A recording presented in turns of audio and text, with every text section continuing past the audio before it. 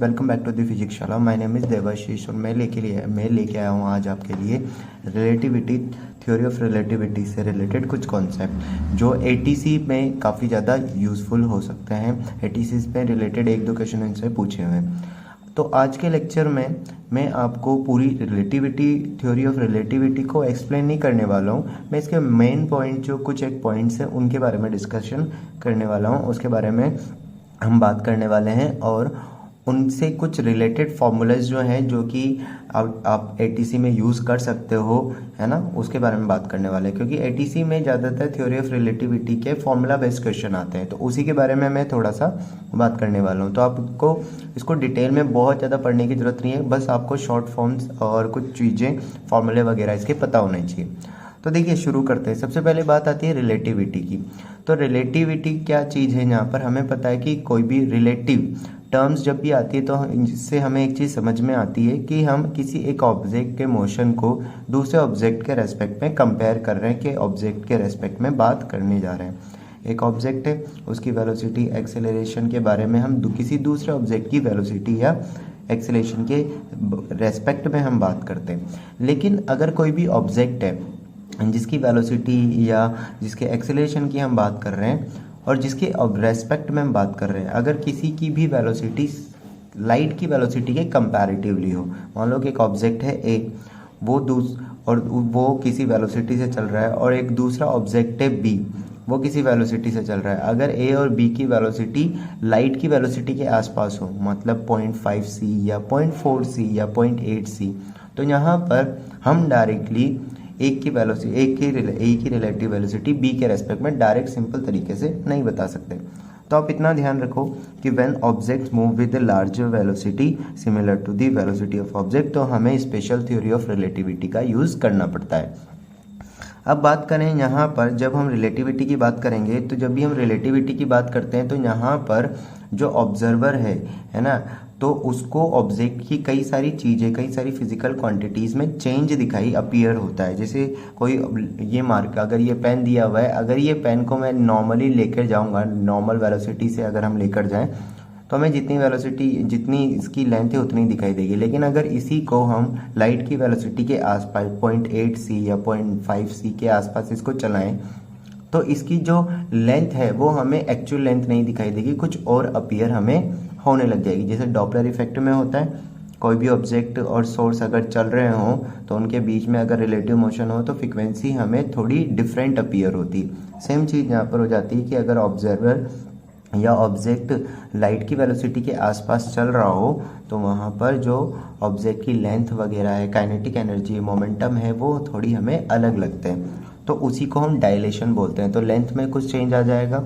है ना, उसके बाद काइनेटिक एनर्जी में चेंज हो सकता है, मोमेंटम में चेंज हो सकता है, टाइम में चेंज हो सकता है। इन सबको हम बोलते हैं डायलेशन। ऑब्जेक्ट की लेंथ डायलेशन, काइनेटिक एनर्जी में चेंज हो गया तो kinetic energy dilation, time dilation, उसी के बारे में बात करूँगा। अब बात आती है रिलेटिविटी की। तो रिलेटिविटी को दो पार्ट में डिवाइड किया जा सकता है।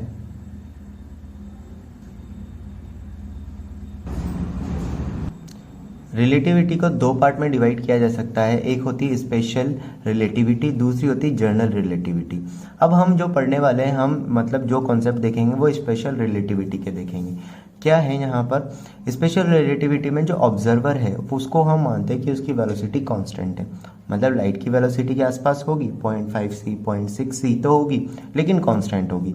लेकिन जनरल थ्योरी ऑफ रिलेटिविटी में ऑब्जर्वर नॉन यूनिफॉर्म रहता है। मतलब जैसे नॉर्मल न्यूटन्स की हम मैकेनिक्स में स्टडी करते हैं ना, कि एक ऑब्जेक्ट जो है वो कांस्टेंट वेलोसिटी से चल रहा है या रेस्ट पर है तो इनर्शियल फ्रेम हो जाएगा। एक अगर कांस्टेंट वेलोसिटी की जगह नॉन यूनिफॉर्म वेलोसिटी से, यानी कि उसके पास अगर फ्रेम के पास कुछ ना कुछ वेलोसिटी एक्सेलरेटेड है, एक्सेलरेशन है, वेलोसिटी चेंज हो रही है, तो वो नॉन इनर्शियल फ्रेम हो जाएगा। तो सेम चीज़। तो हम यहाँ पर ज़्यादातर जो बात करने वाले हैं वो बात करेंगे स्पेशल रिलेटिविटी के बारे में। अब यहाँ पर स्पेशल रिलेटिविटी से रिलेटेड आइंस्टाइन ने दो पोस्टुलेट अपने दिए थे। पहला पोस्टुलेट जो था वो था कि लॉ ऑफ फिजिक्स जो होती है are same and can be stated in simple form in all the inertial frame. ये बोलता है कि फिजिक्स के जितने भी नियम है, जितने भी लॉज है, उनको हम हर किसी फ्रेम में अप्लाई कर सकते हैं, चाहे वो किसी भी टाइप का हो। और सेकंड यहाँ पर जो हमारे पास पोस्टुलेट आता है वो सेकंड पोस्टुलेट क्या है हमारे पास? सेकंड पोस्टुलेट है कि जो वेलोसिटी ऑफ लाइट है c, वो इंडिपेंडेंट होती है रिलेटिव मोशन से। ठीक है, तो अगर लाइट की वेलोसिटी को हम देखें कि लाइट की वेलोसिटी कोई ऑब्जर्वर है, सपोज कोई ऑब्जर्वर है वो 0.5 c से चल रहा है और लाइट जो है वो c से चल रही है, तो ऑब्जर्वर के रेस्पेक्ट में जो लाइट की वेलोसिटी होगी वो c ही होगी। तो ये चीज़ हमें ध्यान रखनी है कि लाइट की जो वेलोसिटी होती है वो रिलेटिव मोशन से इंडिपेंडेंट यहाँ पर रहती है। आइए अब हम बात करते हैं यहाँ पर कि अगर जो टर्म्स हैं टाइम लेंथ वगैरह में चेंज होता है तो वो किस तरीके से चेंज होगा। मैंने यहाँ पर सीधे फॉर्मूले यूज़ किए हैं, यहाँ पर हम डेरिवेशन नहीं देख रहे हैं, हम सिर्फ फॉर्मूले किस तरीके से यूज़ करने हैं, उनका वैल्यू क्या होती है वो देखते हैं। तो हमारे पास एक फैक्टर होता है gamma equals to 1/√1 minus V square divided by C square. ये आपने मास के उसमें भी देखा होगा, जब आप इलेक्ट्रोस्टैटिक्स में पढ़ते हो तो मास के बारे में आपने पढ़ा होगा m0 1 minus V square divided by C square. ये होता है रेस्ट मास और ये होता है जब ऑब्जेक्ट की कुछ वेलोसिटी हो। तो सेम ये वाला फैक्टर ही यहाँ पर आ जाता है। तो ये गामा जो होता है उसको हम लिखते हैं 1/√1 minus V square divided by C square. तो यहाँ पर सबसे पहले हम बात करें कि टाइम डायलेशन। तो टाइम डायलेशन यहाँ पर क्या हो जाएगा? टाइम डायलेशन का मतलब है कि आप ऐसे समझ लो कि एक पर्सन है, अगर वो अर्थ से बाहर गया है, अर्थ से बाहर गया है मार्स पर, ठीक है, मार्स पर गया है, तो जब वो गया था तब आपकी और आपके फ्रेंड, जो आपका फ्रेंड गया, दोनों की एज सपोज 21 ईयर्स थी। अब वो 2 साल बाद जब लौट के आया, तो अब जब वो गया, तो जब वो जो पर्सन जो आपका फ्रेंड मार्स पर गया था उसके हिसाब से वो 2 साल बाद लौट कर आया, तो उसकी एज तो 23 हो जाएगी। लेकिन जब वो लौट के आएगा तो उससे क्या पता चलेगा कि आपकी एज जो है वो काफ़ी ज़्यादा बढ़ गई है, 2 साल से ज़्यादा बढ़ गई है, वो आपकी एज जो है वो में 4-5 साल का डिफरेंस आ गया है। तो बेसिकली यहाँ पर टाइम भी, अगर कोई ऑब्जेक्ट लाइट की वेलोसिटी के आसपास चल रहा हो तो वहाँ पर टाइम में भी कुछ ना कुछ डिफरेंस आ जाता है, वेरिएशन आ जाता है, तो उसे हम टाइम डायलेशन बोल रहे हैं। अब टाइम डायलेशन जब भी आपको बोला जाए तो डेल्टा टी ये डायलेटेड टाइम और ये एक्चुअल टाइम जो, और ये गामा से आपको मल्टीप्लाई कर देना है। लेंथ डायलेशन एल नॉट और डिवाइड, एल नॉट जो होगी वो उसकी एक्चुअल लेंथ हो जाएगी और एल जो होगी वो ऑब्जर्वर ने जो लेंथ ऑब्जर्व की है उसके बारे में हम बात कर रहे हैं।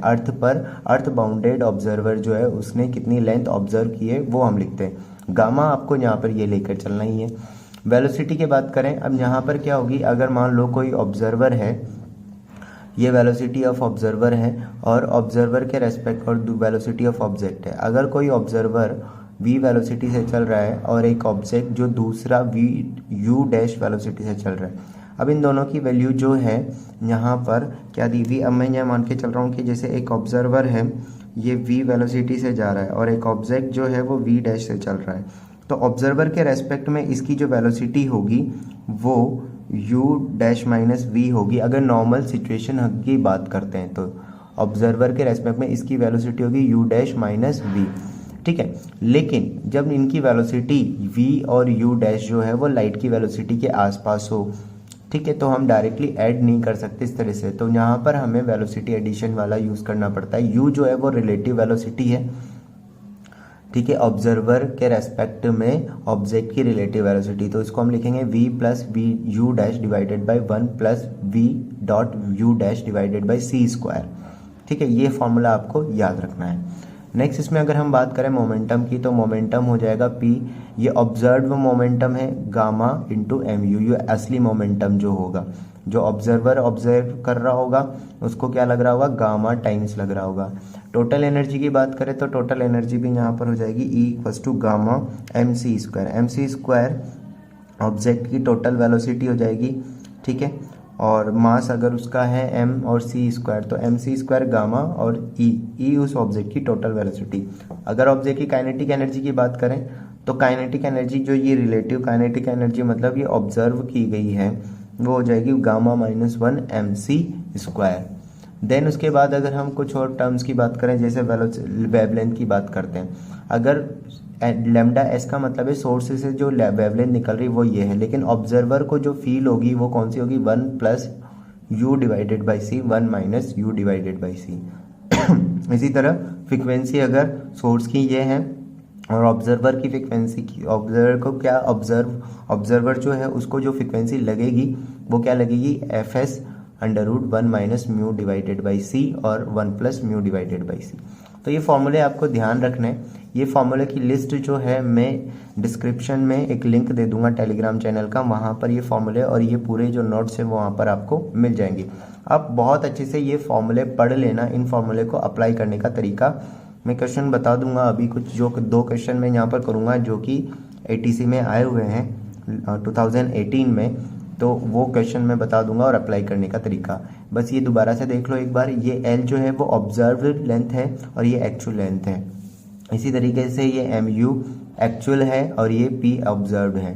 MC स्क्वायर ऑब्जर्व्ड एक्चुअल है और ये ऑब्जर्व्ड है। ठीक है, तो जो भी है यहाँ पर हमने सारी ऑब्जर्व्ड लेंथ लिखी हुई है।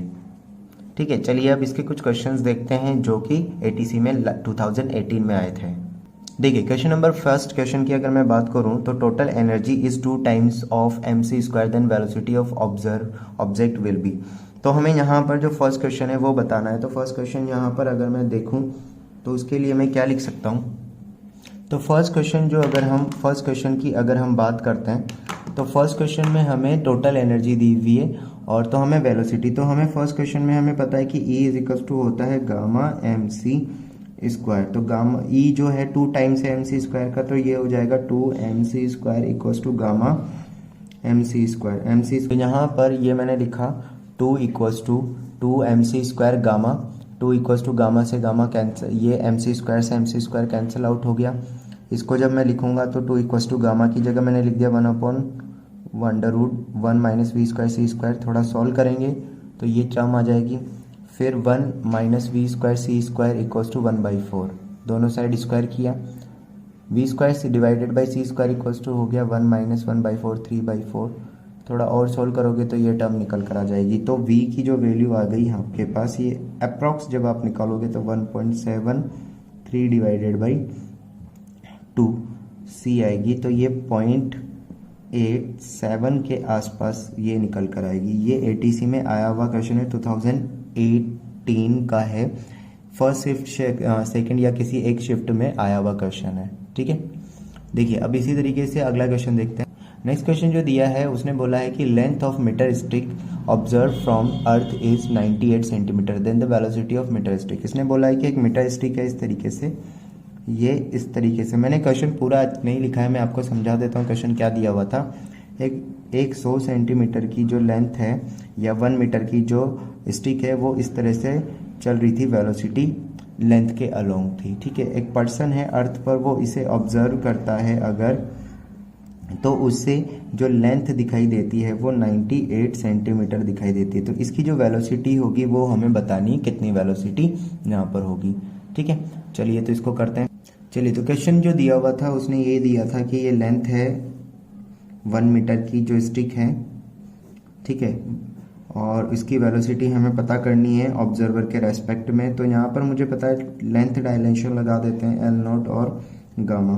तो L जो हो जाएगा यहाँ पर वो हमारे बोला गया है कि 98 सेंटीमीटर ऑब्जर्व हो रही है, तो इसको मैं 0.98 लिख सकता हूँ और ये 1 हो जाएगा। और ये गामा 1 अपॉन गामा को 1 minus V square divided by C square लिख सकते हैं, क्योंकि गामा जो होता है वो 1 अपॉन होता है। तो इसको जब आप सॉल्व करोगे तो आपके पास जो सिचुएशन निकल कर आएगी वो निकल कर आ जाएगी। अच्छा, मैं इसको थोड़ा सा सिंप्लीफाई, ऐसे टर्म्स को सिंप्लीफाई कैसे कर सकते हैं, आप इसको लिख सकते हो 0.02, इस तरह से लिख लो। तो ये 1 minus V square divided by C square और इस साइड स्क्वायर कर दोगे। अब इस तरह की टर्म्स में मैं इसको बायनोमियल थ्योरम से सॉल्व कर सकता हूँ। इस 2 को यहाँ मल्टीप्लाई कर दो, क्योंकि हमें पता है 1 प्लस एक्स की पावर n अगर दी हुई है और x की वैल्यू 1 से काफ़ी छोटी है तो इसको 1 प्लस nx लिख सकते हैं। तो वही चीज़ मैं यहाँ पे यूज़ करने वाला हूँ। तो मैंने लिखा 1 माइनस 0.04, ठीक है। तो 1 minus V square divided by C square, थोड़ा सॉल्व करोगे तो 1 से 1 कैंसिल आउट हो जाएगा, ये बचेगा आपका V square divided by C square. और इन अंडर रूट ले लोगे तो ये बनेगा 0.2 v डिवाइडेड बाई सी। तो यहाँ पर v की जो वैल्यू है वो 0.2 c के आसपास आ रही है। अब इसमें जो ऑप्शन दिया हुआ था, एक ऑप्शन दिया हुआ था आपको v इक्वल्स टू 0.19c, तो 0.19c दिया था, तो यानी कि ये आंसर इसका निकल कर आ जाएगा। ठीक है, ये इसका आंसर निकल कर आ जाएगा। आई गेस आपको थोड़ा बहुत क्लियर हुआ होगा। ठीक है, ये जो है, ये मैंने जो इन्फॉर्मेशन सारी ली, जो फॉर्मूले लिखे हैं वो कहाँ किस जगह से लिखे, मैं उसका भी लिंक आपको दे दूंगा। तो आपको अगर और थोड़ा सा ज़्यादा पढ़ना है तो आप वहाँ से जाके इसको और समझ सकते हो अगर आपके पास टाइम है। बट मेरा सजेशन ये है कि आप ये फॉर्मूले वगैरह ध्यान रख लेना, इन फॉर्मूले को अप्लाई करना भी आसान है। ठीक है, और एटीसी में जो रिलेटिविटी से रिलेटेड क्वेश्चन आए थे वो डायरेक्ट फार्मूला बेस्ड आए थे।